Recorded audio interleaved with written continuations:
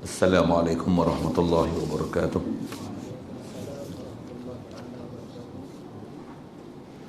Alhamdulillahi rabbil alamin. Wassalatu wassalamu ala asyrafil anbiya'i wal mursalin wa ala alihi wa atba'ihi ajma'in. Subhanaka la ilma lana illa ma 'allamtana innaka antal alimul hakim. La hawla wa la quwwata illa billahil aliyyil azim. Rabbi shrah li sadri wa yassir li amri wahlul 'uqdatam min lisani yafqahu qawli. Allahumma ta'alina bi futuhil 'arifin bik. Allahumma ja'alna minal ladzina yastami'una al-qawla fayattabi'una ahsana.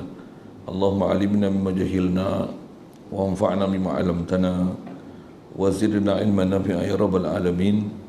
Rabbi a'udzu bika min hamazati syayatin wa a'udzu bika rabbi an yahdurun wa a'udzu nafsi billahi al-'aliyyil 'azim. Bismillah ma syaa Allah la yasuqul khaira illa Allah. Bismillah ma syaa Allah la yasrifu as-su'a illa Allah. Bismillah ma syaa Allah ma kana min ni'matin famin Allah. Bismillah ma syaa Allah la haula wa la quwwata illa billah. Wa ba'du. Qala Syekh Musannif rahimahullah ta'ala wa nafa'na bihi wa bi'ulumihi fid dharain. Kitab kita pakai muka surat 9, panggan bawah sekali. Dialah yang telah menciptakan kejadian manusia itu dengan seindah-indah bentuk dan diciptakan segala cakrawala di langit dan di bumi yang terbentang dengan kekuasaan kudratnya. Dia jugalah yang mentadbirkan semua perkara yang ada terkandung di dalam dua negeri, dunia dan akhirat, dengan kebijaksanaannya, iaitu dengan hikmahnya. Dan tidaklah terciptakan makhluk jin dan manusia itu melainkan dengan persediaan untuk pengabdian diri kepada Allah Subhanahu wa taala. Dan sekalian, pertama sekali syukur kita Allah Subhanahu wa taala dengan limpah kurnia dia, anugerah dia semata-mata mewujudkan kita atas muka bumi ini. Alhamdulillah. Limpah kurnia anugerah dia jugalah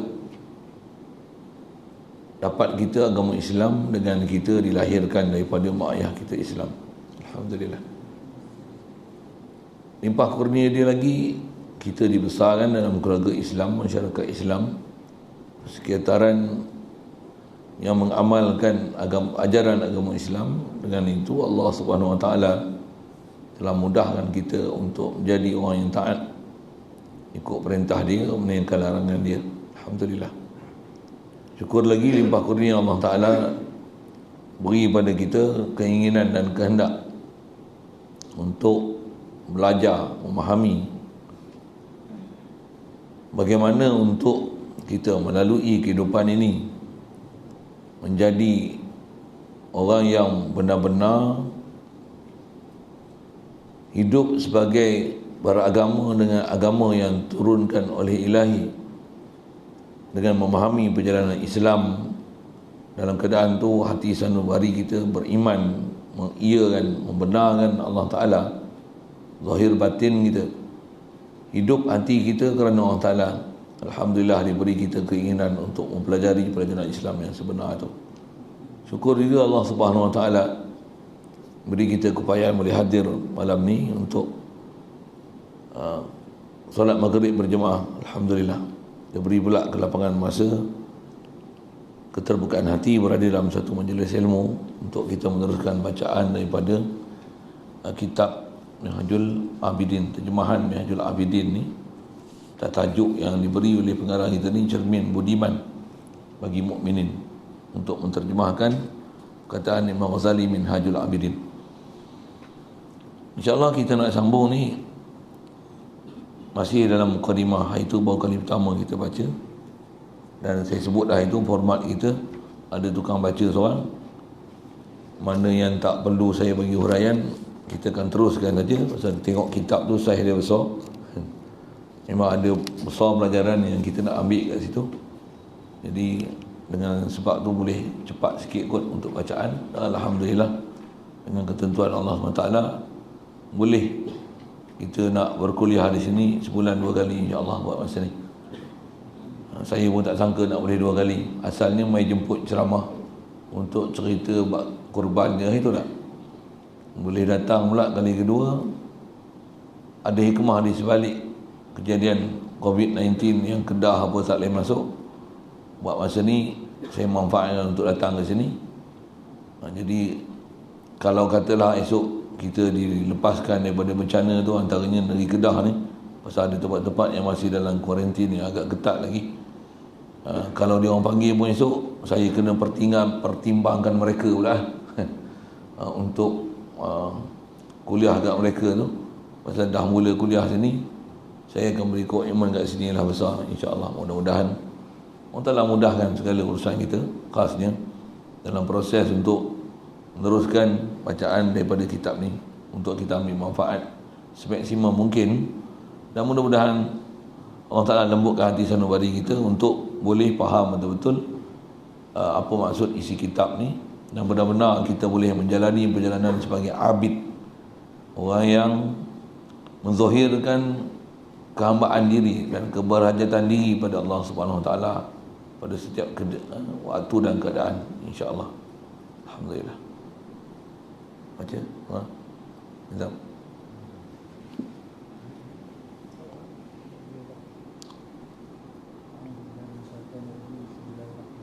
Kuat sikit suara kan? A'udzubillahi minasyaitonirrajim. Bismillahirrahmanirrahim. Dialah yang telah menciptakan kejadian manusia itu dengan seindah-indah bentuk dan diciptakan segala cakrawala di langit dan di bumi yang terbentang dengan kekuasaan kudratnya. Dia juga mentadbirkan semua perkara yang ada terkandung di dalam dua negeri, dunia dan akhirat, dengan kebijaksanaannya, hikmatnya. Tidaklah diciptakan makhluk jin dan manusia itu melainkan dengan persediaan untuk pengabdian diri kepadanya Allah Subhanahu Wa Taala. Baik, itu dulu. Jadi kita masih permulaan kitab ni. Dasar ulama kita menulis dengan biasanya mengikut tertib yang diajar oleh Nabi kita Muhammad sallallahu alaihi wasallam, dan dia menulis ni dalam keadaan dia memang orang Islam dah, orang beriman dah, orang takwa dah. Dia tahu bagaimana perjalanan dia sebagai seorang hamba. Dia tulis dengan bismillah, alhamdulillah.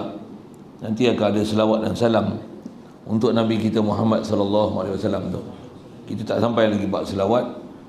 Jadi lepas bismillah dan sedikit diceritakan mengenai asal usul macam mana kitab ni ditulis melalui proses rencana, dictation. Imam Ghazali baca, ditulis oleh salah murid dia, menulis kitab yang kita duduk pegang ni. Jadi yang ada ni pun terjemah dia. Jadi dia meneruskan mukadimah kitab ni dengan kata dia memuji Allah Ta'ala yang sedia maklum, kita dah sedia faham, Allah lah, dia sajalah, dialah satu-satunya Tuhan yang menciptakan. Pertama dia sebut kejadian kita manusia, yang Allah Ta'ala jadi manusia ni dengan seindah-indah bentuk. Makhluk terbaik Allah Ta'ala cipta manusia. Jin pun kalah, hatta malaikat pun kalah. Kalah tu jika kita telah dapat menggunakan seluruh nikmat Allah Ta'ala beri ni mengikut SOP yang betul. Yang tukut bahasa SOP ni kan, maksudnya kalau kita telah menggunakan segala nikmat yang Allah Ta'ala beri ni tepat, dengan kita belajar, berguru, dan telah istilahnya mengambil betul-betul semua ajaran yang dibawa oleh Nabi kita Muhammad sallallahu alaihi wasallam, zahirnya, batinnya, malaikat pun banding dengan kita lagi baik kejadian. Ada pelajaran yang kena belajar itu untuk kita yakin dan beriktikad siapa dia, makhluk yang Allah Ta'ala cipta ni duduk dalam ranking yang teratas. Saya sebut sekali lalu lah, pasal kadang-kadang jarang mendengar pelajaran ni kan. Ni memang umumnya kejadian manusia ni Allah Ta'ala buat sebab baik bentuk. Makhluk ni terbaik sekali adalah Nabi kita Muhammad sallallahu alaihi wasallam. Dia seabdul makhluk. Sebut je makhluk, tak ada siapa boleh menandingi kemuliaan dan kebesaran, kehebatan yang Allah Ta'ala ciptakan Nabi kita Muhammad sallallahu alaihi wasallam. Hatta daripada dengan mak ayah kita pun Rasulullah pun lebih. Rasulullah lebih. Walaupun Rasulullah bukan lahirkan kita, tapi jangan tak tahu Rasulullah memang, kalau disebah mak ayah kita, Rasulullah bukan lahirkan kita, tapi mak ayah kita takkan ada, Nabi Adam pun takkan ada, langit bumi pun takkan ada, melainkan kerana Allah Ta'ala nak menjadikan Nabi Muhammad SAW lah diciptakan semua makhluk tu. Yang isyarat daripada ayat Quran, firman Allah Ta'ala, wa ma arsalnaka illa rahmatan lil alamin. Terjemah sekali lalu, kata Allah Ta'ala, tidaklah kami utuskan engkau wahai Muhammad melainkan untuk jadi rahmat bagi sekalian alam. Apa maksud rahmat bagi sekalian alam? Antara disyarah oleh ulama tafsir kita, yang alam ni takkan Allah Ta'ala bagi jadi melainkan dengan sebab rahmatnya Nabi Muhammad.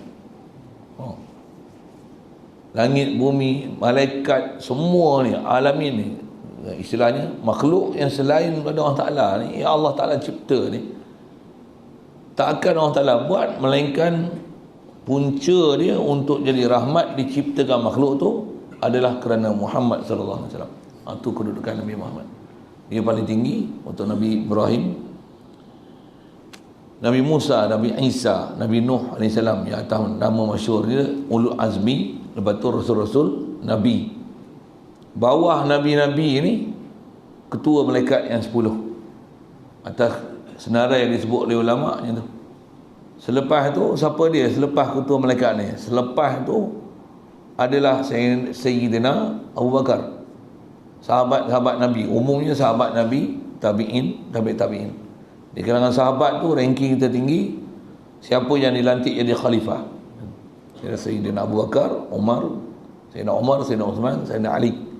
Lepas tu bawah daripada tu atau umum ranking dia ahli perang Badar, sama ada yang mati syahidnya ataupun yang hidup selepas tu. Lepas tu ahli perang Uhud. Lepas tu ahli Bai'atul Ridwan. Lepas tu mengikut Allahumma salli alaihi wasallam.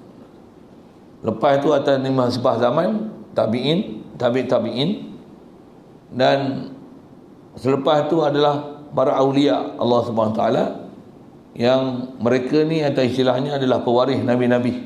Sekali lalu sebut itu. Yang ni adalah ranking yang ada. Asal nak sebut malaikat macam mana? Ketua malaikat pun bawah oleh Nabi. Ini kaedah kita mengikut susunan ulama ahli sunnah wal jamaah. Yang ni manusia yang ikut SOP, ikut perintah Allah Ta'ala, khasnya Nabi Rasul. Satu, kalau orang awam pun ikut betul-betul SOP macam mana perintah Allah Ta'ala dan Rasul, khasnya daripada umat Nabi Muhammad SAW. Dia cuma duduk bawah daripada ketua malaikat saja, tapi berbanding dengan malaikat lain, mereka teratas sekali banding dengan malaikat. Adapun yang tak ikut perintah Allah Ta'ala, walaupun manusia, umumnya kejadian yang paling indah, paling baik, tapi bila akal tak diguna dengan sempurna, tak boleh mengenal Allah Ta'ala, tak boleh hidup sebagai muslim, mukmin, muhsin, muttaqin, muwahhidin, dia akan, Allah Ta'ala akan jadikan dia sehina-hina makhluk, lebih hina daripada binatang lagi. Na'udzubillah. Mudah Allah Ta'ala pelihara kita, dan kita wajib atas kita cari bersabar untuk istilahnya mendapat rahmat Allah Ta'ala, agar kita boleh hindarkan diri daripada jadi orang yang sehina-hina, lebih hina daripada binatang ni. Na'udzubillah. Bahkan dengan limpah kurnia Allah Ta'ala, kita cari sebab ni, Allah Ta'ala akan berikan rahmat demi rahmat dia, menyebabkan kita ada kedudukan istimewa di sisi Allah Ta'ala. Cuma kedudukan istimewa tu apa dia? Kalau umum bahasanya dengan dia akan sebut nanti, iaitulah menjadi hamba Allah Ta'ala. Nikmat paling besar sekali atas muka bumi ni, atas nama kita dapat Islam, iman, adalah menjadi hamba Allah Ta'ala. Bukan jadi PM kan? Kasar sikit lah ayat tu kan. Bukan jadi YB kan. jadi hamba. Macam mana proses nak jadi hamba? Sebut senang, tapi nak dapat tu mesti melalui proses. InsyaAllah kita memang pegang kitab ni nak dapat ke sana lah, InsyaAllah. Baik. Jadi asal dia sebut Allah Ta'ala jadikan manusia seindah-indah makhluk. Saya syarah dekat tu je lah untuk makhluk ni, untuk manusia ni. Dan diciptakan pula semua cakrawala, langit bumi yang terbentang, semua tu Allah Ta'ala buat dengan kekuasaan kudrat dia. Semua ada hikmah dan rahsia.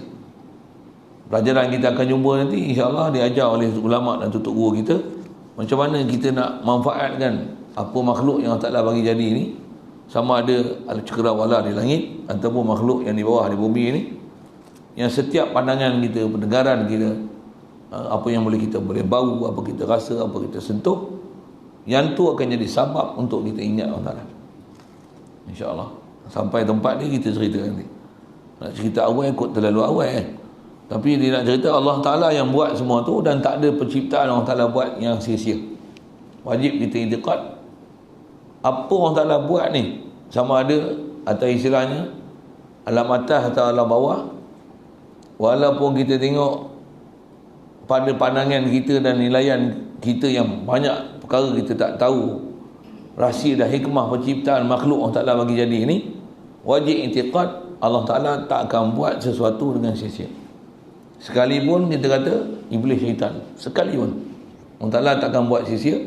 Ada rahsia yang kita wajib i'tiqad, yang ada proses ilmu dia kena belajar nanti, insyaAllah. Begitu juga kita kata walaupun kita tengok makhluk ni sangat hina, macam lalat, ulat, kuman, sekalipun COVID-19, Allah Ta'ala tak jadi sia-sia. Bukan atas kata dia ni bawa celaka semata-mata, tidak, tapi dalam keadaan ada kecelakaan dia datang, tapi bersama dengan dia ada rahmat. Ada pelajaran nak kena ambil tu. Saya buat misal contoh, COVID-19 ni celaka dia tak mana, siapa kena dia dapat penyakit lah, itu celakanya. Mana rahmat dia? Dengan sebab tu tak boleh keluar rumah, duduk di rumah, boleh baca Quran, boleh selawat, contohlah. Boleh hindarkan diri daripada gejala-gejala campur aduk lelaki perempuan yang tak ketahuan, sampai kelab malam sampai sekarang tak boleh buka. Kan bagus tu, bagus. Kalau saya kata memang elok diteruskan tak usah buka dah kelab malam tu, memang bukan ada manfaat apa pun. Punca boleh tutup kelab malam pasal apa? COVID-19. Bagus tak COVID-19? Bagus. Kalau itu janganlah marah kan. Okey. Itu kata, tengok yang sudut positif tu lah. Cuma kalau kita semak sikit, kita awal-awal PKP dulu kan tak boleh pergi mana-mana, stay at home, cuma hidup rumah lah.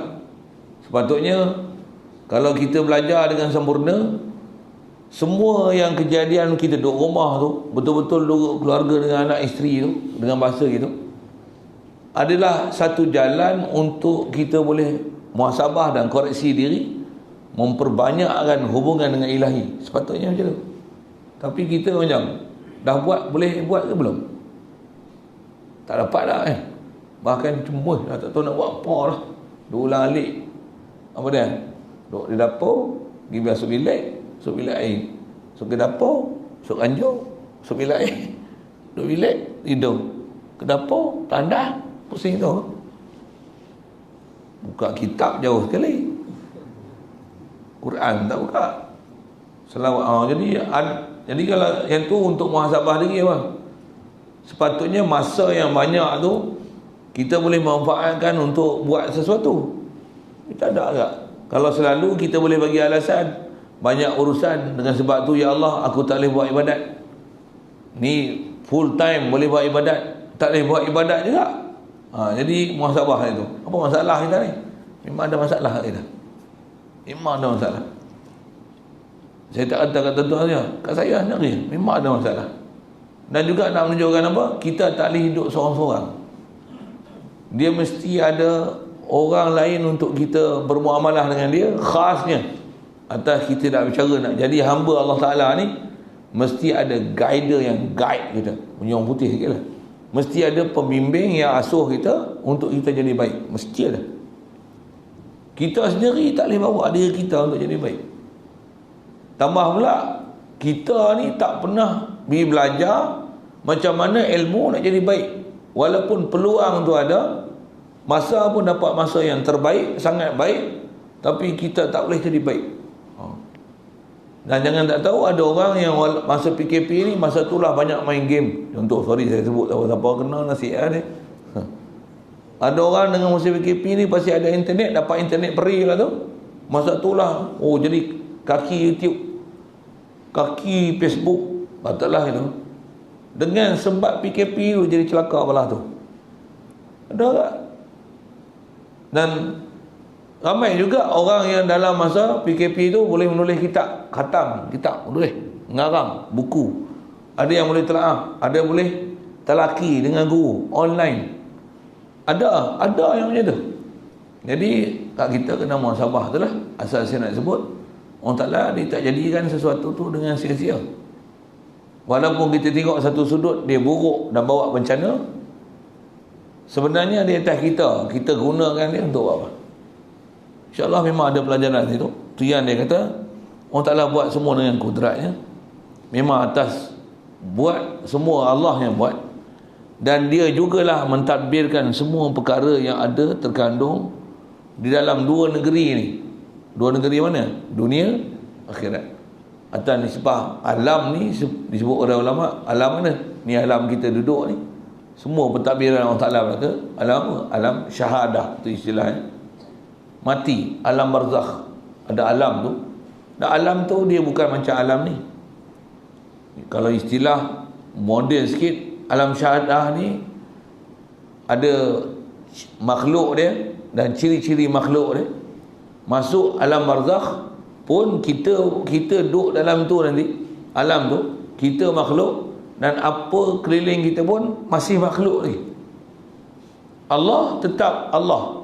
Dia bukan makhluk, subhanallah. Cuma duduk alam barzakh, dia dimensi lain. Dimensi lain. Macam mana kalau kita sebut jin? Jin dia bukan duduk alam barzakh sana kan? Duduk di alam syahadah ni. Tapi kita tak nampak dia. Dia nampak kita. Dan tak mustahil tambah duduk dekat-dekat hutan macam ni, kat Felda macam ni. Dia mengaji sekali kita ni. Cuma jangan tanyalah kat mana ustaz nampak. Jangan tanya saya gitu. Saya bukan boleh nampak jin. Tak mustahil untuk dia datang sama, berjemaah sama, mengaji sama dengan kita. Siapa? Dia duduk dimensi lain. Dan dia akan duduk alam dia tanpa ganggu kita, kita akan duduk alam kita tanpa ganggu dia. Itu jin, malaikat sama. Ni majlis macam ni.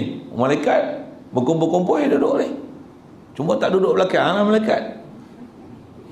Yang duduk belakang tu mesti ada adik-beradik keturunan jin kot. Tapi kalau jin pun, kalau nak mengaji bukan duduk belakang, duduk depan. Cuma kita tak nampak lah. Siapa yang rasa duduk belakang tu panggil dah depan sikit. Okay. Macam tu lah. Saya nak serius sangat lagi, orang marah pula kan. Saya sebut macam tu, kalau orang ada akal faham dah kan. Boleh tu, faham dah. Pasal kaedah ulama kita sebut, dia kata orang merdeka ni, dia sindir pun faham lah. Kalau sampai kena katok, yang tu hamba golongan low standard sampai kena belasah, sampai kena pukul, sampai kena rotan, sampai kena rejam, ini tak boleh pakainya kan. Orang beriman ni padahal dia tengok kosong, penjarakan sosial pun KKM suruh 1 meter ni sampai 20 meter.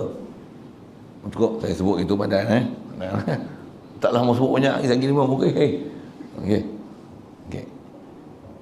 Jadi asal saya nak sebut ialah malaikat yang ada kat kita ni, kalau atas nama lah ni alam syahadah ni, Allahumma salli alaihi wasallam, kita tak nampak dia, tapi atas nama dia tetap makhluk. Itulah sekali lalu. Dan semua tu pentadbiran Allah Ta'ala. Tapi kalau tengok tu pelik, hairan kita, siapa? Macam mana jin duduk alam kita, kita boleh tak perasan ke dia. Dan dia ada tempat duduk dia, rumah dia, anak isteri dia, hidup cara dia, yang dia hidup cara dia dan tak pernah mengganggu kita. Kalau yang dia masuk campur mai kat kita ganggu, tu lain hal. Tapi atas dimensi yang Allah Ta'ala bagi alam jin, malaikat di atas alam malaikat. Macam mana Allah Ta'ala punya pentadbiran tu, Masya Allah. Mengaku je lah Allah Ta'ala ni hebat. Beriman je lah kita bahasanya memang Allah ni ilah. Tu satu, kita mengaku dah, cuma nak hidup hati sentiasa ikrar, betul pun istilahnya musyahadah ke Allah Ta'ala, tasdik ke Allah Ta'ala, yakin ke Allah Ta'ala. Dengan tu kita berzikir ke Allah Ta'ala, kita takbir ke dia, tahlil ke dia, tanzih dia daripada sifat kekurangan, sentiasa takzim dia. Yang tu yang proses kita nak mengaji ni. Pasal kita mengaji macam ni, yang inilah inti kehidupan kita sebagai orang Islam dan beriman. Kalau hanya kita belajar biasa, lepas tu semayang pun semayang jasad je semayang, hati tak ada hubungan dengan Allah Ta'ala, yang kita tak hidupkan dia dan tak pernah belajar pun macam mana nak hidupkan hati. Bila sebut nama Allah, apatah lagi buat ibadat khas ke Allah Ta'ala, zikrullah, doa, minta dengan Allah Ta'ala, baca Quran, kalamullah, selawat atas Nabi, apa akidah kita dengan Rasulullah, macam mana nak perasaan cinta dan kasih pada Rasulullah. Kalau kita tak pernah belajar, kita tak dapat nikmat batin ni, ajaran agama ni. Kita akan dapat nikmat zahir ni. Sedangkan Allah Ta'ala bagi kat kita nikmat agama ni, syarat dalam Quran dia kata wa asbagha alaikum ni'amahu zahiratan wa batinah. Allah Ta'ala ni bagi kat kita ada nikmat zahir, nikmat batin. Nikmat batin besar sekali, yang mana? Boleh yakin kat Allah Ta'ala, hidup hati kat Allah Ta'ala. Isyarat Quran juga tentang perjalanan batin ni, dia kata al-yawma akmaltu lakum dinakum wa atmamtu alaikum ni'mati. Pada hari wukuf di Arafah, waktu Rasulullah buat haji wida' tu, turun ayat Quran ni, kata Allah Ta'ala al-yawma akmaltu lakum dinakum, aku telah sempurnakan agamamu. Dalam kisah tu, ayat Quran tu pula turun dalam hajatul wida'. Allah Ta'ala isyarat kata kami sempurnakan agama kamu. Maksudnya apa? Din, rukun Islam ada 5. Rukun yang terakhir adalah haji. Hari tu, hari wukuf di Arafah, boleh melaksanakan haji itu, yang itulah hajatul wida' yang Rasulullah lakukan. Kata Allah Ta'ala, aku telah sempurnakan din kamu. Pasal sempurnanya agama dengan sempurna rukun dia. Boleh faham tak? Mudah ya itu. Kita pun sedia faham. Al-yawma akmaltu lakum dinakum wa atmamtu alaikum ni'mati. Dan kata Allah Ta'ala, aku telah sempurnakan kat Rasulullah ni ni'mati, nikmat aku. Kata ulama tafsir, ikmal dinu adalah ikmalkan rukun Islam yang kelima, boleh buat haji.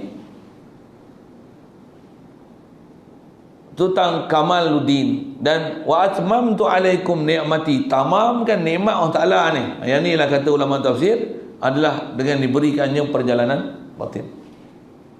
Khasnya pada Rasulullah, bila perjalanan agama Islam ni dah sempurna, apa yang akan jadi Rasulullah? Rasulullah akan balik ke Allah Ta'ala. Yang bahasa mudah gitu. Nak syarah tu panjang, tapi sekadar saya nak tunjuk kata isyarat ayat Quran tu nak menunjukkan ada perjalanan zahir, perjalanan batin. Kalau kita tak belajar daripada guru yang betul, hampir-hampir mustahil kita akan dapat perjalanan batin. Sikit ayat macam tu. Hampir-hampir mustahil. Pasal apa? Nak tak pernah belajar, mana boleh perjalanan batin? Jangan kata perjalanan batin. Kalau kita tak pernah belajar, hukum zahir pun kita tak kerti. Semayang mungkin kita mudah nak belajar, pasal daripada kecil tengok orang semayang. Tapi kalau kita ambil satu misal, ilmu zahir yang saya sebut, ilmu apa? Ilmu faraid. Kerti tak? Pernah belajar ilmu faraid? Kalau saya tanya lah, kalau satu orang mati, tinggal seorang isteri, ada 3 orang anak lelaki, 3 orang anak perempuan, mak dan bapak dapat atas sedekah. Lepas je lah. Saya kata apa? Ilmu batin pun, ilmu zahir pun tak kerti. Pasal tak mengaji faraid tu. Bukan saya cerita bab-bab yakin ke Allah Ta'ala, hubungan dengan Allah Ta'ala. Bukan tu, saya bukan tanya tu. Kau faraid ya, bukan pelajaran susah lah tu. Anak, isteri, mak, bapak 1/6, isteri 1/8. Anak lelaki, anak perempuan dapat asabah bil ghairi lidzakari mithlu hazil unsayain. Tak reti dengar lah sekali lalu saya royak kan. Tak pernah mengaji tajwid, tak boleh baca Quran, tak boleh baca Quran. Umur 60 tak boleh baca Quran, alif bata pun tak berkenal, kena baca Harumi. Nikmat zuhir tak dapat lagi, belum nikmat batin lagi, belum lagi tak tahu nikmat batin. Tu baru amalan zuhir, nak baca Quran ya, tu pun tak boleh, jauhi tak kenal. Siapa dia tu saya tak tahu kan. Saya nak bagi contoh tak mengaji tak boleh yang tak tahu. Kalau ilmu zuhir pun tak boleh, ilmu batin mana. Tu saya kena bahasa ni hampir mustahil dapat perjalanan batin bila kita tak pernah berguru dengan guru yang boleh ajar kita macam mana nak melalui perjalanan batin, macam mana nak hidupkan batin dan hati sendiri. Kitab kita pegang ni yang diajar oleh Imam Ghazali ni ialah antara kitab yang nak mengajar kita macam mana nak hidupkan batin dan sendiri. Istilahnya nanti kita akan bukan saja 5 panca indera, kita belajar macam kitab kita pegang ni Minhajul Abidin ni, dia nak menghidupkan panca indera yang ke-6. Kita zahir dia ada 5 panca indera: mata, penglihatan, pendengaran, bau, pencium, penjabat, tu bahasa tani, bahasa itulah maksudnya sentuh, rasa dengan lidah. 5 panca indera ni. Panca indera ke-6 apa? Dia panggil ain basirah. Bahasa kita selalu sebut mata hati. Mata hati bukan mata ni. Mata hati pula bukan bodoh hayal mata hati tak. Mata hati ada ilmu dia macam mana nak celek lagi mata tu celek. Dia bukan ada mata yang mata kita buka macam tu celek, bukan. Dia ada latihan, ada ilmu dia. Nak macam mana nak bagi celek mata hati. Yang tu kena berguru khas tu. Di sebelah saya baca kat tuan-tuan kitab ni, ada yang ilmu am tu saya ajarlah kat tuan-tuan. Ilmu khas tu kena ngaji khas lah. Baik, sekali lalu sebut itu. Jadi mudah-mudahan Allah Ta'ala mudahkan kita untuk belajar, untuk bagi faham macam mana batin ni, supaya hati sanubari kita boleh hidup Allah Ta'ala. Celek mata hati, mata itu hidup panca indera kita yang ke-6 ni, boleh istilahnya idrak ke Allah Ta'ala. Hati ni ada sentiasa hubungan ke Allah Ta'ala, sedar ke Allah Ta'ala, yakin ke Allah Ta'ala, zikir ke Allah Ta'ala, fikir ke Allah Ta'ala. Macam tu kot bahasa dia. Itulah dipanggil ilmu batin. Kalau nisbah perkahwinan pun orang kata nafkah zahir, nafkah batin. Yang tu pun betul tak, bagi betul tak faham. Ada orang kata nafkah zahir ni makan minum, nafkah batin tu hak tu kan. Betul kan? Selalu kita dengar hak tu orang sebut kan. Kena bagi nafkah zahir, nafkah batin. Ramai sangat orang faham nafkah batin ni apa dia? Hak tu kan. Cukup buat saya sebut itu hak tu kan. Tak payah minta hurai tak apa dah. Nafkah batin kan tu. Kan? Nafkah zahir. Saya ngaji guru ajar nak tengok dia hukum nafkah batin ke zahir macam ni. Selak nampak tak? Sorry sikit, kotor sikit lah sebut tu. Selak nampak tak? Nampak tak? Soal, kalau nampak zahir ke batin? Zahir eh? Bukan nafkah batin tu, nafkah zahir. Tak faham. Tu pun tak kerti kan? Tu kita bodoh macam tu, tertipu dak bodoh tu, dak pakai tu lah nafkah batin. Isteri ni bagi nafkah batin bukan tu nafkah zahir. Nafkah batin apa? Kena ajar dia bab beriman. Nak ajar dia beriman apa? Kita pun tak pernah belajar bab beriman. Nak ajar dia macam mana kasih Rasul. Nak kasih Rasul apa? Kita pun tak kasih Rasul. Nak ajar macam mana nak hidupkan hati. Nak hidupkan hati apa? Hati kita pun gelak gelemat. Pergi masjid pun malah. Ngaji duduk luar pula tu, sampai tu isap okok. Siapa dia tak tahu lah. Contoh kan. Bini lah masuk dalam masjid mengaji. Tok lelaki ngaji di luar tu. Macam mana nak ajar ilmu batin kat isteri? Macam mana nak bagi nafkah batin? Nafkah batin yang faham situ. Tak apa je. Orang cerita dah boleh-boleh. Tak faham lagi. Kasar sikit lah saya punya bahasa tu. Sorry. Jadi Allah Ta'ala dia jadikan kita alam syahadah ni, alam barzah tu, alam jin, alam malaikat tu. Dan bila dibangkitkan kita esok atas nama alam tu, alam akhirat, semua ni nama dia makhluk, semua ciptaan Allah Ta'ala. Ada ilmu yang kita kena mengaji untuk faham juga tu. InsyaAllah sampai tempat ni kita akan bicara tu. Yang kata semua ni adalah makhluk Allah Ta'ala. Allah Ta'ala yang urus. Apatah lagi bila istilahnya pindah ke alam barzah nanti, memang masa tu kalau ibarat para ulama dia kata pindah alam barzah, kalau kat dunia ni kita tak faham, tak kenal perjalanan batin tu, masuk jalan barzah mati aja, dia ibarat macam orang tidur terjaga. Dia punya bahasa macam tu. Mati ya. Baru batin dia hidup. Tapi apa guna? Dah duduk alam barzah, tak boleh balik dah. Minta balik, farji'na na'mal salihah inna muqinun, memang yakin sungguh kalau salah masa tu. Tak guna dah, menangis air mata darah kali pun tak boleh tobek, tak boleh pergi dah alam dunia ni. Jadi sebelum mati tu, ni yang nak kena mengaji, nak kena belajar, nak kena faham macam mana walaupun kita duduk alam syahadah ni, tapi batin, hati ni boleh pergi dah alam barzakh. Pergi bahasa kita, batin ni boleh pergi dah alam malakut, kalau nak sebut bahasa itu. Ada ilmu dia, ada disiplin dia. Kalau saya sebut tu lagi takut salah faham pula nak sebut ni. Macam mana kita walaupun duduk sini, Allah Ta'ala memang tak boleh tengok dengan mata, tapi boleh cerah akidah kita, fahaman kita, yakin kita dengan Allah Ta'ala, sehingga lebihlah yakin dengan apa yang kita boleh tengok dengan mata, apa yang kita boleh dengar dengan telinga, apa kita boleh bau dengan hidung, apa kita boleh sentuh dengan tangan, apa yang kita boleh rasa dengan lidah. Macam mana nak belajar boleh yakin Allah Ta'ala, lebih yakin daripada kita tengok diri kita sendiri. Kasih kita kat Rasulullah lebih daripada kita kasih diri kita sendiri. Tu pelajaran iman tu, besar tu pelajaran tu.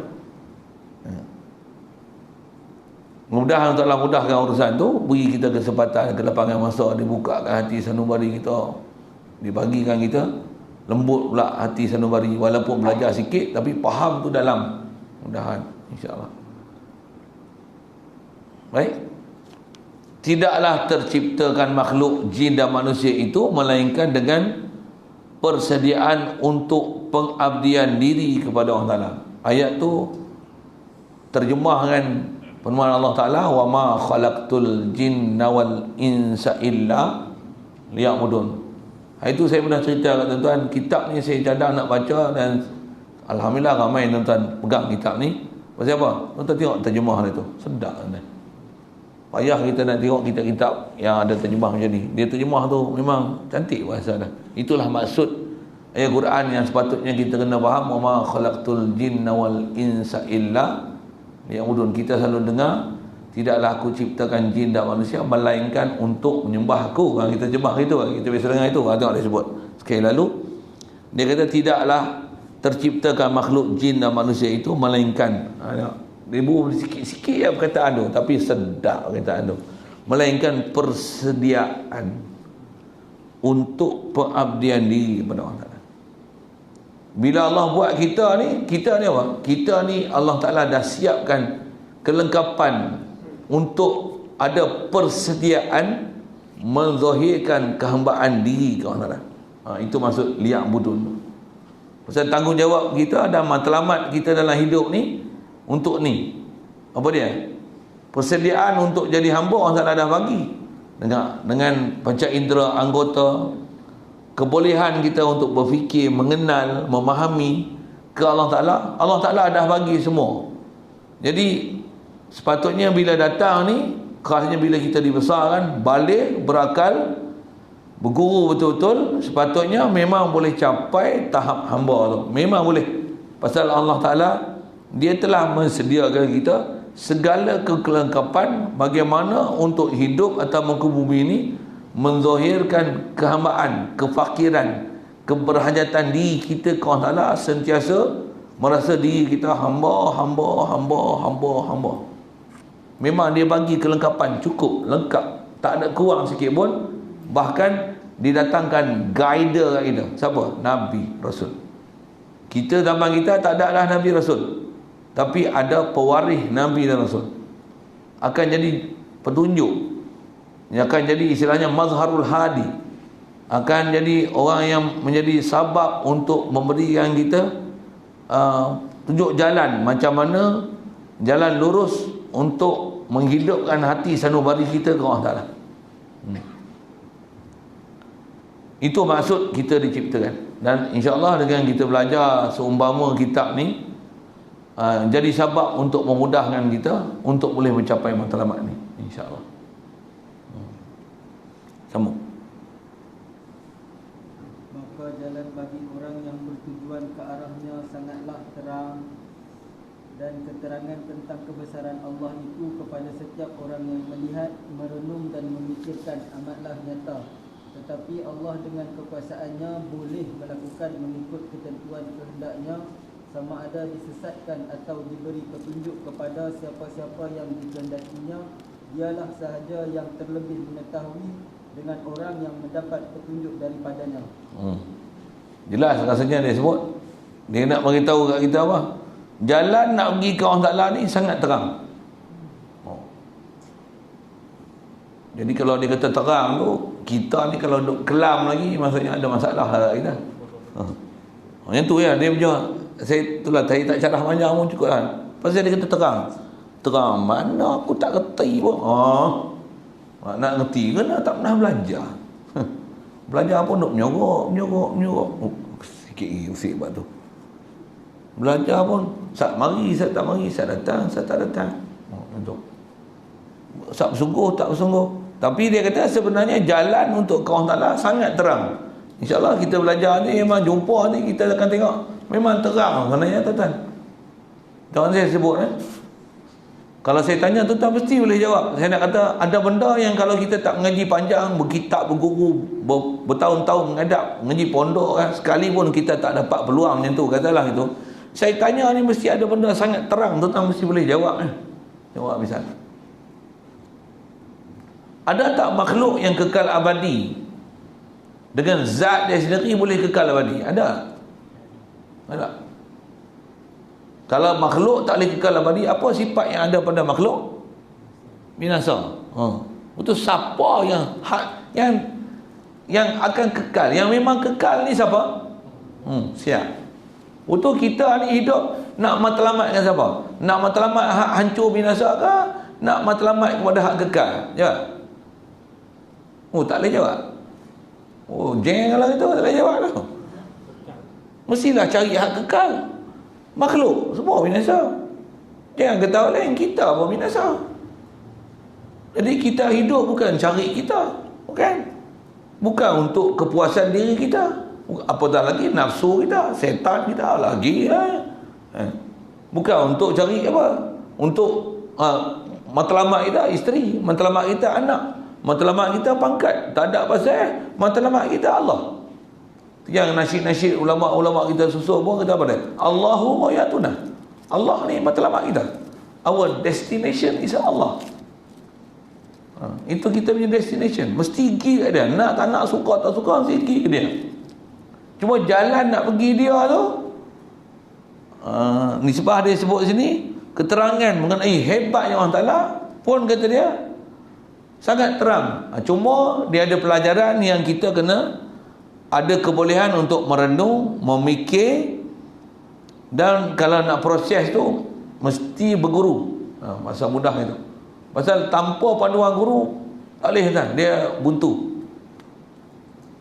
Kalau tak perlu pada guru, nescaya Allah Ta'ala tak hantar Nabi Rasul untuk ajar kita faham la ilaha illallah.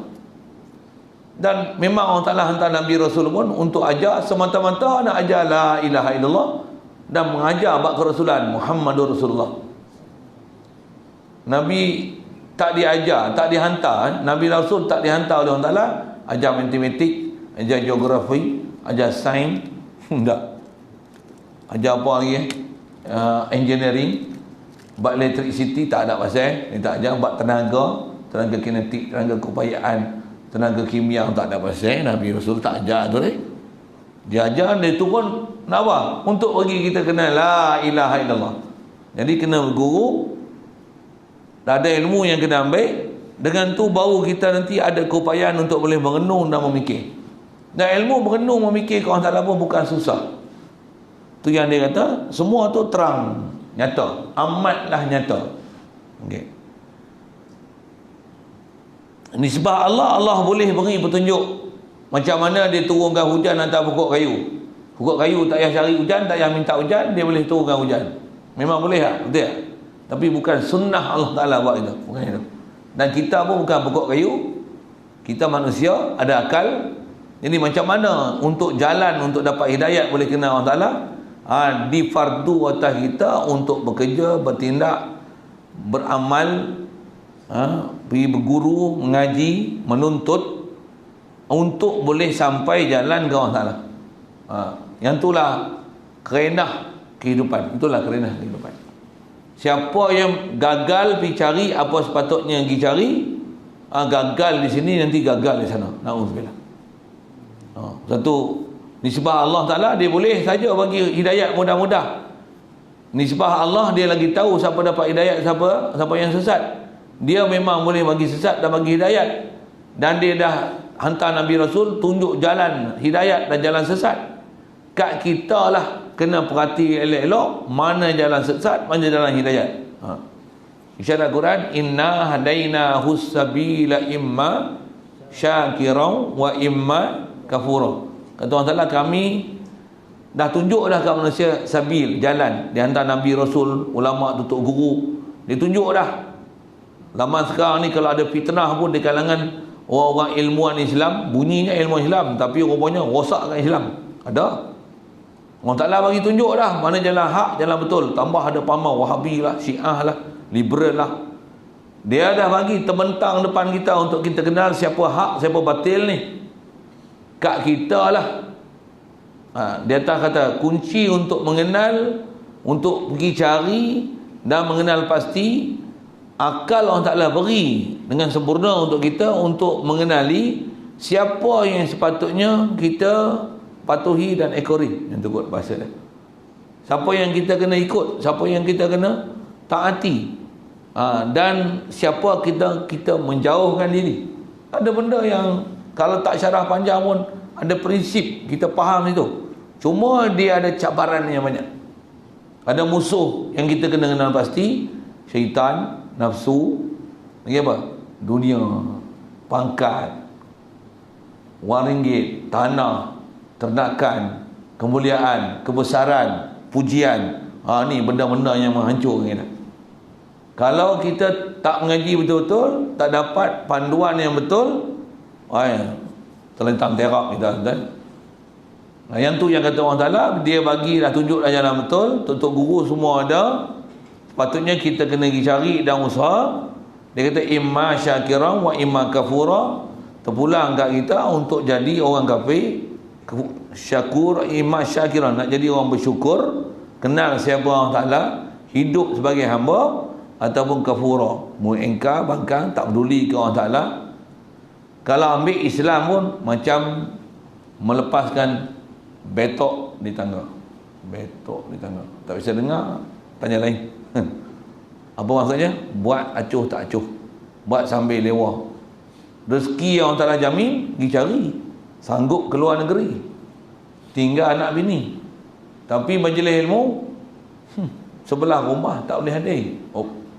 Ya. Sikitlah dengan bahasa gitu. Baik, terus.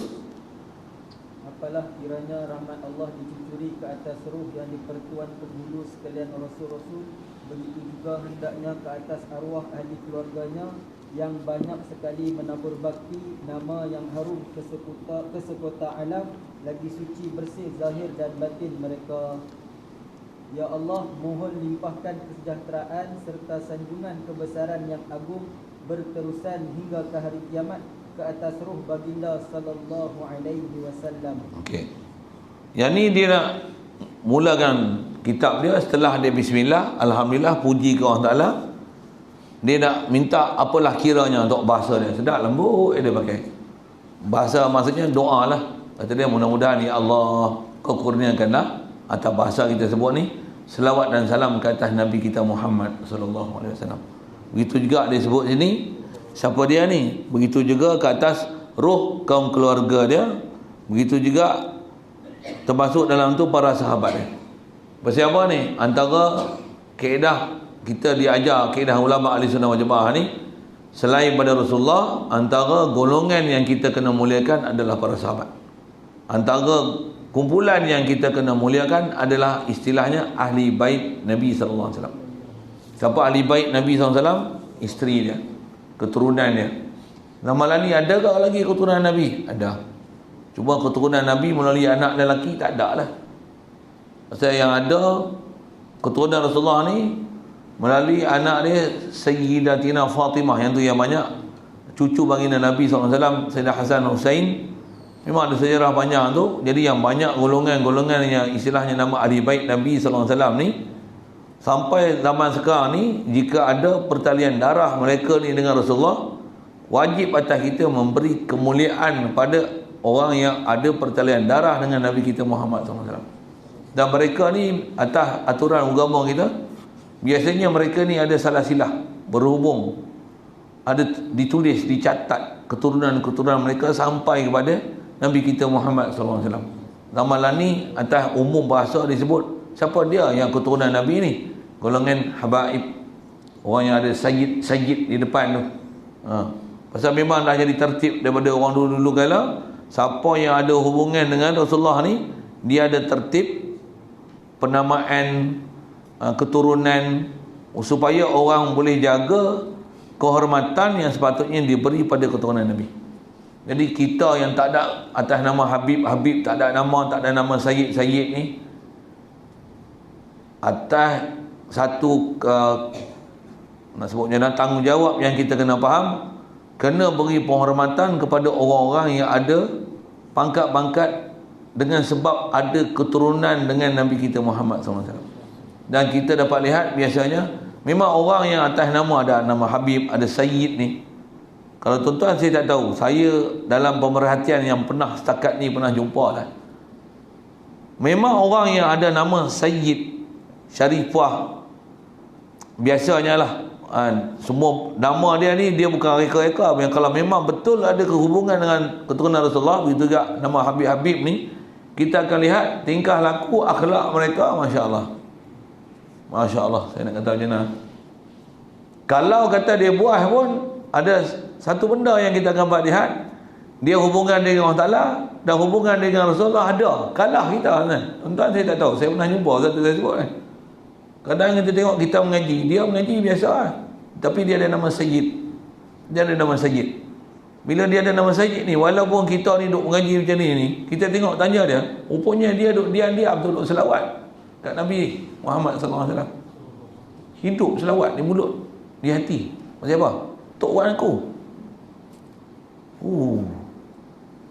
Kita macam asing pasal kita tak ada keturunan Nabi. Dia ada, dia bangga, dia ada bangga. Aku ni keturunan Tok Wan aku Nabi Muhammad. Betul, dia ada jiwa tu. Kita ada tak? Nabi aku Nabi Muhammad ada. Tajang itu okey. Ada tak? Saya silap bela lah tu. Memanglah Nabi kita Nabi Muhammad, tapi perasaan kasih itu ada. Dia buah macam mana pun, aku ni keturunan Nabi, Tok Wan aku Nabi Muhammad. Gila apa aku tak ikut Nabi Muhammad? Walaupun dia tak ikut 100%, jiwa dia tu ada. Kita yang duk sembahyang hari-hari pun tak ada kasih dengan Rasulullah macam tu. Tu saya kata, golongan ni kalau memang dia ada keturunan dengan Rasulullah, kita akan dapat satu keadaan yang ajib, maksudnya luar biasa. Satu, dalam kaedah diajar oleh para ulama kita, orang yang ada keturunan benar-benar memang adalah keturunan Nabi kita Muhammad SAW ni, atas kewajipan atas kita, wajib memberi penghormatan. Saya ngaji dulu ada tok guru buat misal macam ni, dia kata buat bandingkan macam keturunan raja. Dan kalau dia ni keturunan raja, nama keturunan ni, walaupun kita kata dia tak jadilah raja lagi, tapi dia keturunan raja, wajib ada penghormatan yang kita kena beri pada dia. Macam apa? Keturunan raja-raja. Itulah saya sebut lebih kurang mudah. Tapi kalau raja-raja pun dia raja ya. Yang ni bukan raja, ni Nabi Muhammad weh. Satu, tang akidah ke Rasulullah satu hal. Kita ni yang tak ada keturunan Rasulullah, apa nak buat? Cari jalan nak boleh ada hubungan dengan Nabi. Apa jalan dia? Yang tu yang disebut oleh para ulama, khasnya ada anjuran pula dalam Quran. Banyaklah kita selawat dan salam atas Nabi kita Muhammad sallallahu alaihi wasallam. Khasnya malam Jumaat, siang Jumaat. Hari Jumaat ialah memang hari istimewa yang disuruh kita perbanyakkan selawat atas Nabi kita Muhammad sallallahu alaihi wasallam.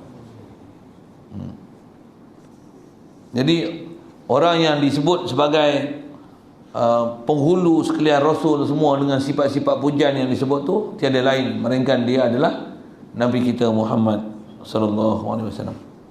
Sambung.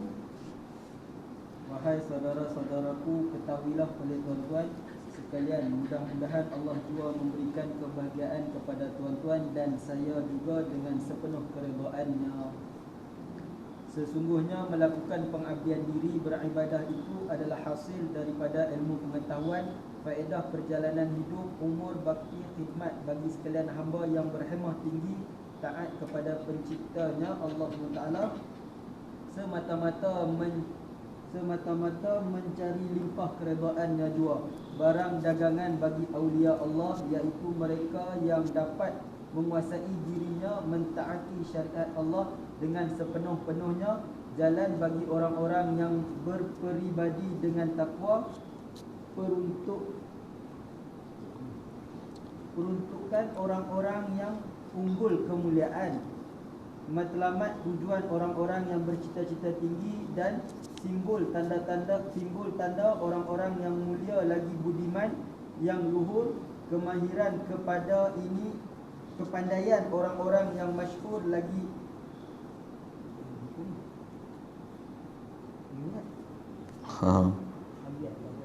ayatnya.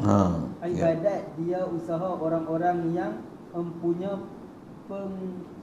penglihatan yang jelas. Sikit lagi. Ia adalah satu jalan yang tunggal bagi mencapai kebahagiaan yang abadi dan tangga ke arah syurga. Allah berfirman di dalam surah Al-Anbiya ayat 92, wa ana rabbukum fa'budun. Ana tu macam pendek. Wa ana rabbukum fa'budun, artinya dan akulah Tuhan kamu, maka sembahlah kamu akan daku. Baik. Jadi dia nak mula masuk kitab dia lah selepas dia berselawat dan salam atas Nabi kita Muhammad sallallahu alaihi wasallam ni. Dia panggil, kata dia, saya bacalah sikit perkataan dia sebut tu. Wahai saudaraku, ketahuilah, kata dia, dan didoakan kepada kita mudah-mudahan Allah Ta'ala memberikan kita kebahagiaan dan kepada kita semua dan juga kepada dia sendiri dengan sepenuh keredaannya. Mudah-mudahan tu doa dia. Amin ya rabbal alamin. Kita nak baca juga sikit walaupun dah baca sekali lalu tadi. Dia kata sesungguhnya melakukan pengabdian diri, dengan bahasa lainnya ibadah, adalah hasil daripada ilmu pengetahuan. Untuk menzahirkan pengabdian diri, dia tak ada jalan lain. Dia mesti dengan ilmu. Jalan nak pergi ke orang Ta'ala, dia mesti ada ilmu. Nak jadi abid, mesti ada ilmu. Tanpa ilmu, tak boleh. Bahkan jangan kata nak jadi hamba Allah kan? Alah, nak jadi postman pun kena ada ilmu. Mu tak reti nak baca alamat, tak tahu tengok postcode, mampu tak jumpa rumah. Sekali lalu lah kan. Apatah lagi nak cari bukan jalan, cari jalan rumah orang, cari lorong-lorong, cari apa? Nak pergi jalan ke Allah Ta'ala. Mesti, kata dia, tak boleh nak jadi beribadat, pengabdian diri, menzahirkan hambaan diri, rasa kita ni berhajat pada Allah Ta'ala. Dia mesti melalui proses ilmu. Dan kata dia, boleh mengabdikan diri ini, dia adalah faedah perjalanan hidup. Hidup kita, hidup jalan ni besar sekali. Faedah dia tahu mana? Boleh mengabdi diri ke Allah Ta'ala. Kalau hidup jalan hidup walaupun umur panjang, tak boleh mengabdi diri pada Allah Ta'ala, tak jadi. Tak sampai matlamat. Dan dia kata faedah berjalan ni boleh bakti khidmat bagi sekalian hamba yang berhemah tinggi. Kalau orang yang memang ada hemah tinggi, memang hidup dia untuk berbakti sebagai hamba. Dan bakti ni, bakti siapa? Kepada Allah Maha Pencipta. Jadi semua nak sebut sekali lalu. Macam mana nak boleh pengabdian diri? Dan pengabdian diri ni dia bukan berlakon, bukan sekejap-sekejap. 5 kali sehari, yang ni yang fardu tak dapat tidak, memang kena buat. Pengabdian diri ke Allah Ta'ala ni 24 jam. Dan besar sekali perjalanan dia, bukan perjalanan zahir, tapi perjalanan batin. Dengan batin kita ada hubungan dengan Allah Ta'ala, dengan ilmu yang kita dah belajar nanti insya-Allah. Dengan batin kita ada hubungan dengan Allah Ta'ala, akan membawa kepada zahir kita pun taat kepada Allah Ta'ala. Yang ni perjalanan asal yang ditunjuk oleh para ulama. Macam mana sepatutnya perjalanan untuk istilah menzahirkan keabdian diri kepada Allah Ta'ala. Dengan hati yang kenal, ditarbiah dengan akidah untuk yakin ke Allah. Dengan tu tak istilahnya meluap-luap perasaan dan keadaan kita untuk menzahirkan ketaatan dengan raga. Jiwa dah ada taat dan kenal Allah Ta'ala, dizahir dan dipraktikkan pula dengan raga kita, harta benda kita, masa kita, apa lagi, ibu kita, bapa kita, isteri kita, anak kita, harta benda kita, pangkat kita, kebesaran kita, kekuatan kita, fikiran kita untuk Allah Ta'ala SWT. Punca dia apa siapa? Hati yang kenal dengan Allah Ta'ala. Ni perjalanan untuk menzahirkan pengabdian diri pada Allah Ta'ala. Inilah jalan-jalan yang sepatutnya kita kena lalui. Dapat perjalanan ni, insya-Allah baru boleh, atau istilahnya melalui perjalanan sebagai seorang hamba yang hati ni tak pernah lekang daripada mengingati Allah Subhanahu Wa Taala.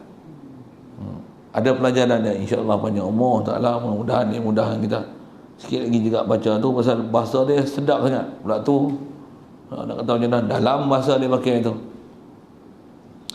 Yang hidup ni kata dia semata-mata mencari limpah keredaannya jua, dan menjadi pengabdian diri ni kata dia adalah barang dagangan para aulia Allah. Wali-wali ini dagangan dia boleh jadi hamba. Apa saja dia hidup tak ada lain melainkan matlamat dia sabab untuk jadi hamba, menzahirkan hamba diri ke Allah Ta'ala. Apa dia? Itulah barang dagangan dia. Dalam bahasa tu saya tak syarah panjang pun, padanlah bahasa tu. Mereka dapat, yang baik, para awliya ni pula adalah mereka yang dapat menguasai dirinya untuk mentaati syariat Allah Ta'ala dengan sepenuh-penuhnya. Masya Allah. Bila sepenuh-penuhnya atas nama syariat, syariat mana? Syariat zahir pun dia boleh taat sepenuh-penuhnya, syariat batin pun boleh taat sepenuh-penuhnya. Saya ngaji dulu tutup guru sebut kan, buat misal taat zahir macam mana? Selipar ni kalau dia tertukar selipar belah kanan pakai dulu, dia tertukar pakai sebelah kiri dulu, menangis 40 hari. Kita dengar betul kan, kita dengar je tu kan, tapi mereka hidup je tu. Kalau pakai baju ni, sarung ni, kita tak pernah perhati pun kan, pakai baju tu kerebes-kerebes siap kan. Sarung baju tu masuk tangan kiri dulu, bukan sengaja kelang kabut ke, tak apa nak cepat sikit ke terlambat ke apa kan, tersarung tangan kiri dulu, tu baru keluar tangan kanan. Tersarung tu ya, bukan sengaja. Astagfirullahaladzim, ya Allah, zalamna anfusana, rasa buat salah besar dah. Pasal apa? Dia taat kepada Allah Ta'ala, taat setaat-taatnya. Ini siapa? Para wali ni. Wali pun taat macam ni, dengar. Nabi macam mana? Rasul macam mana? Ulul azmi tadi macam mana? Tu yang kita belajar bab akidah. Nabi Rasul ni wajib intikad maksum, tak ada dosa sama sekali. Jangan kata Nabi Rasul. Wali pun kalau boleh, dia memang dosa ni tak pernah ada teringin nak buat dosa. Bahkan tersalah seorang masuk lengan baju boh kiri dulu pun menangis dah. Tak payah dah. Oh.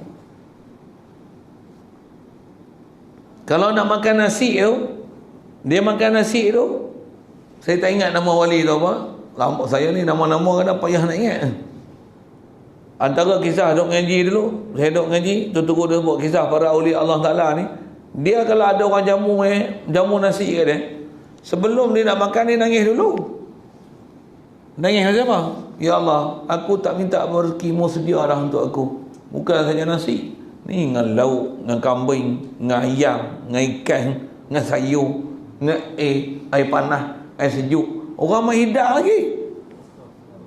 Dia tengok tu pun, ya Allah, orang jamu dah ni, semua datang padamu. Aku takut gini, ya Allah.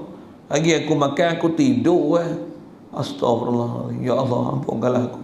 Tak makan tu teriak siap. Nangis. Sebab takut nikmat ambil tu tak boleh bersyukur, letak betul tempat orang Ta'ala beri. Makan tu untuk kuat diri, makin kuat ibadat.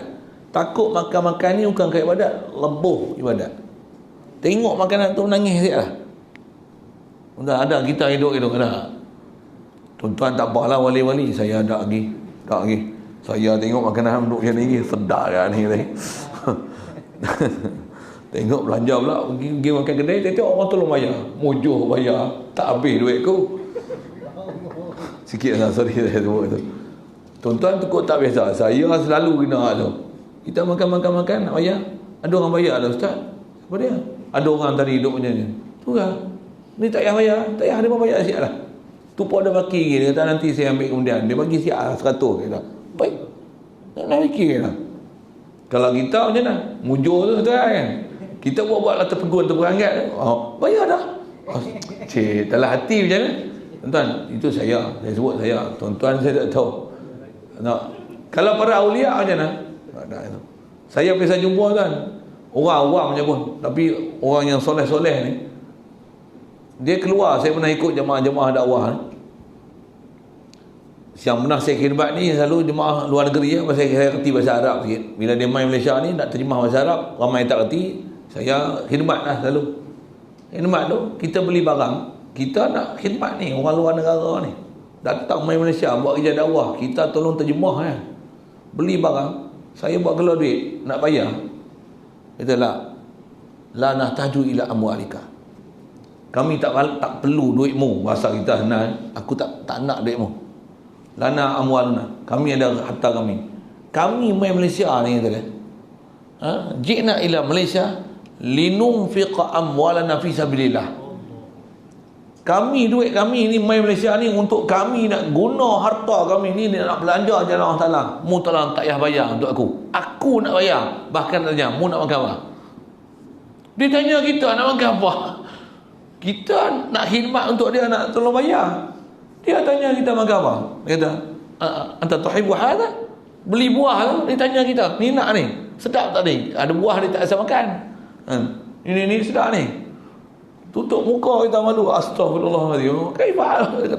Kita nak pelagah dengan dia. Dah kata, la, maluka haram. Kata. Entah, bukan wali, orang awam ni. Ada umat Nabi Muhammad SAW ni macam ni perasaan dia untuk belanja jalan Allah Ta'ala kan. Ada kan? Dengar saya sebut. Ada kan? Ramai. Kok kita tak bisa jumpa? Ada kan? Saya jumpa dah satu, saya cerita. Allah. Jadi untuk menzahirkan kehambaan diri ni, dia bukan ada kasih dengan harta kan? Harta ni dia belanja. Bukan harta kami pun, kata dia. Ni Allah Ta'ala bagi. Tanya pun, saya tanya, kerja kat negeri kamu, kerja apa? Yang ni tukang kasut, ni terlibat teksi, ni pembuat aiskrim. Ingat kau, pensyarah universiti mana-mana, tapi buat keluar 50 dengan 100 tempat tu. Tak ada sayang langsung. Dia pula belanja pula, kata dia, ini kami nak buat kenduri, kami nak belanja. Semua yang main dengar ni nak belanja, jom pergi semua makan, semua dia bayar. Dia bayar. Kita kalau orang mujuk lah belanja aku. Lain kan panggil. Pasal apa ni? Orang macam ni, orang yang dah terlatih, dia nak menzahir kehambaan diri, Duit ni dia tak jadi tempat bergantung sikit pun. Bahkan dia yakin dengan aku belanja ni, yang bagi rezeki aku Allah. Macam air laut, aku ambil bagi secebok, main 10 cebok. Tak pernah risau langsung.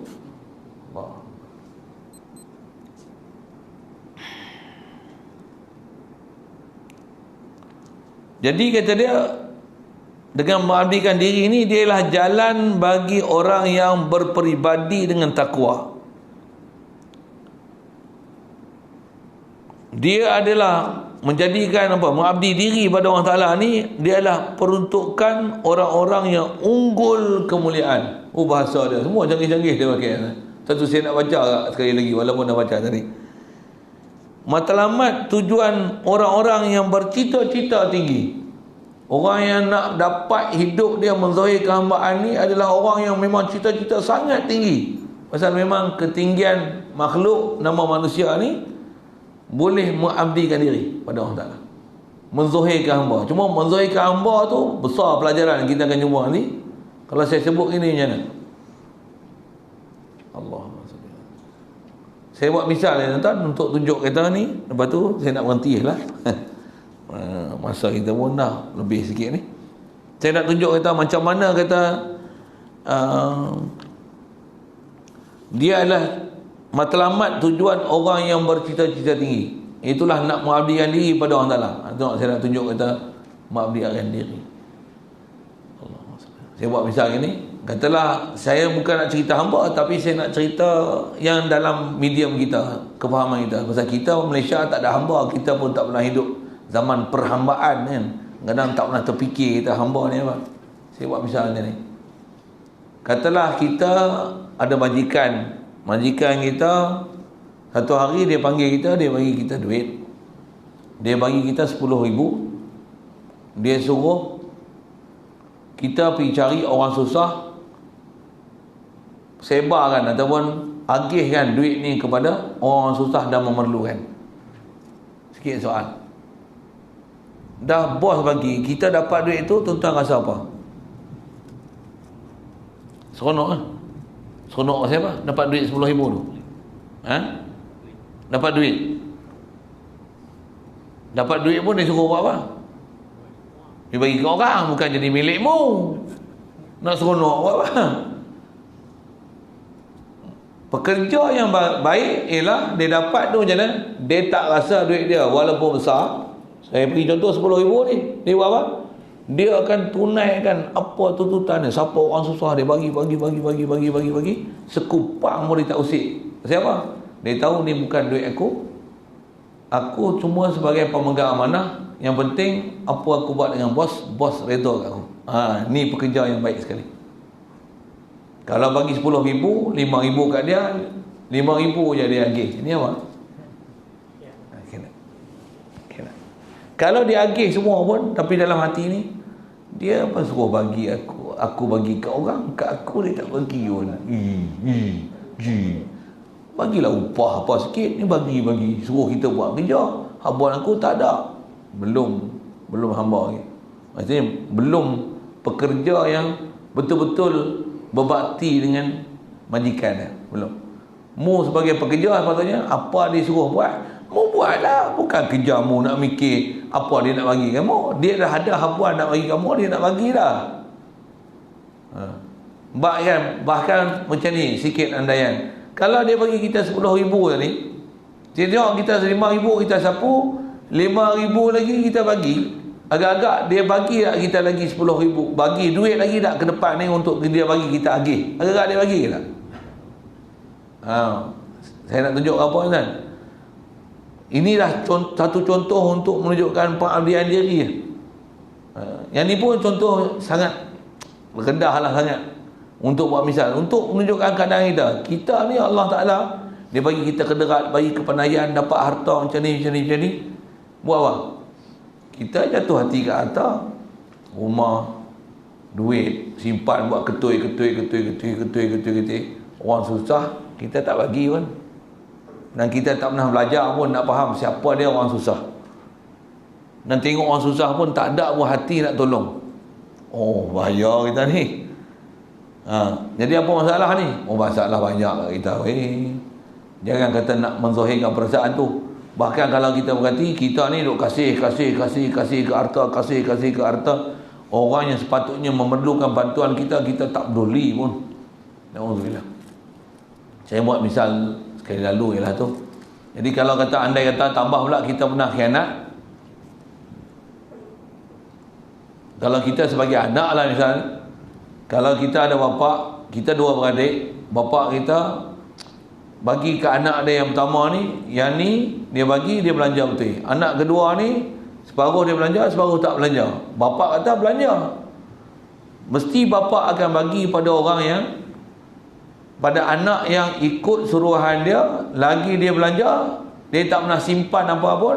Orang melalui anak ni lah Allah Ta'ala akan bagi segala pemberian.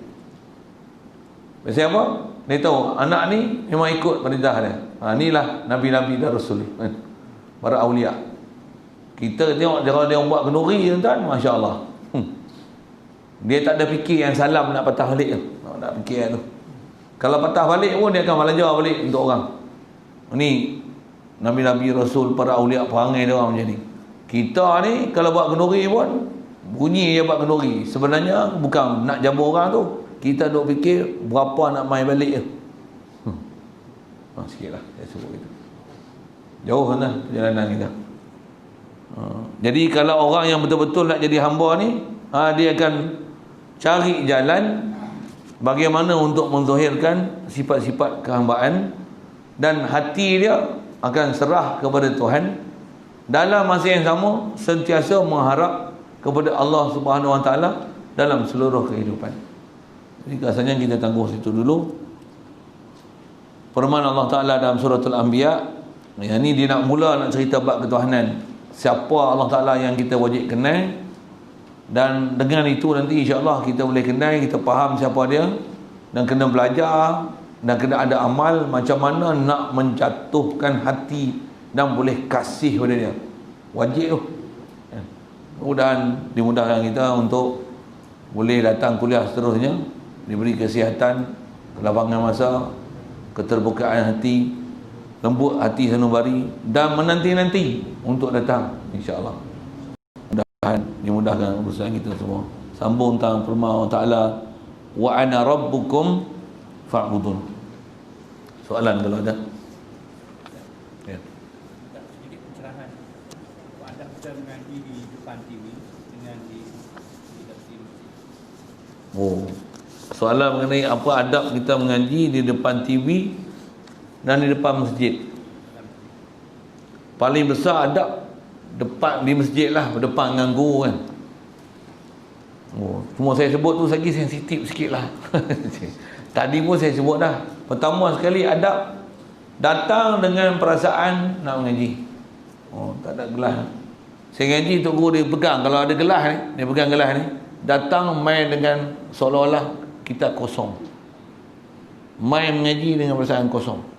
Apa main kosong? Kita nak tunggu dia nak bagi isi apa, nak ambil sepenuh-penuhnya. Istilah bahasa Melayu kita, kecil tapak tangan, niru kami tadah kan. Aku tak faham tu, tobat pergi ngaji bahasa Malaysia lain. Apa maksud dia? Antara adab dia, datang dengan perasaan memang nak mengaji, yang memang kita nak ambil manfaat sebesar-besar mungkin daripada orang yang duk bagi kuliah, duk mengajar. Yang tu baik duduk dalam masjid ataupun dengar depan TV ke apa. Dengar tu live ke apa seumpama tu lah sekarang ni kan. Dengar tu dengan perasaan macam tu. Bila ada perasaan betul-betul nak ambil apa yang diberi, tentulah semua yang selain daripada konsentrasi itu akan diketepi. Tak boleh makan, tak boleh minum. Bagaimana? Kalau TV bila live, duduk depan, dengar betul-betul, tambah tak mau ganggu, ambil jeruk tengah. Tak peduli lah orang luar. Contoh lah kan. Sini, ambil, dengar. Kitab, buku, tengok.